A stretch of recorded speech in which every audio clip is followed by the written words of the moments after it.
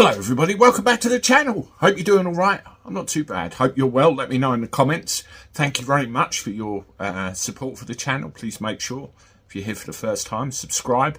We're getting close to our next milestone. Excited.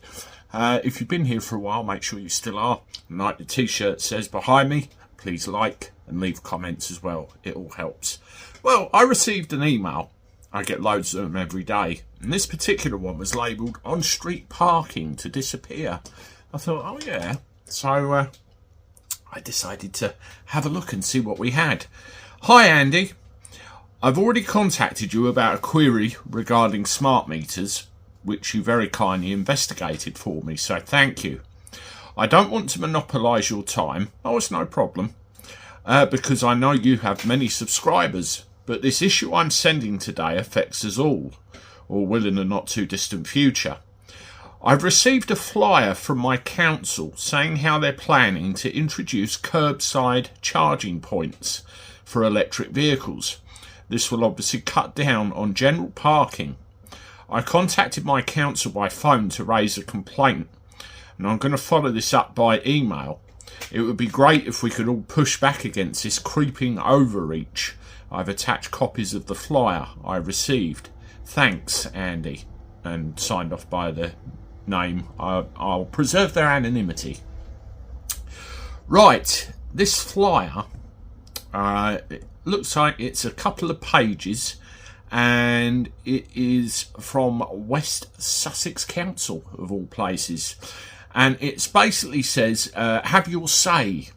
Local people know their neighbourhood best, and that's why we're asking everyone living or working on your street to tell us what they think about these changes. To view the proposed locations, please visit the Connected Curb website for a detailed street view.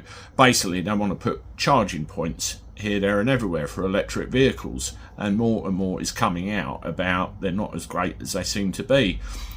Questions answered. Why choose an electric vehicle? Will there be enough charge points for everyone? Who is funding the installation and maintenance of these charge points? That's an interesting one.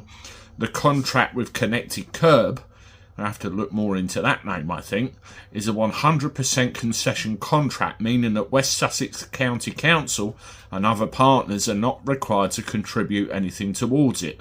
The partnership will seek funding used from central government, and were available to support the installations of EV charge points across the country. And it goes on to a second page where there's more things here. What energy will be used to actually power these things, and they talk about renewables and hydro, strangely enough. Here we go. What is the West Sussex Charge Point Network? West Sussex County Council, Azure and Worthing Councils, Arran District Council, Crawley, blah blah blah blah blah blah blah, have signed a contract with Connected Curb, one of the country's leading providers of electric vehicle charging solutions. I wonder who runs Connected Curb, or who has a financial stake in Connected Curb. That might be worth looking into. We're proposing charge points in your area. And they mention again the 2030 ban in sales of new petrol and diesel vehicles. Never going to happen.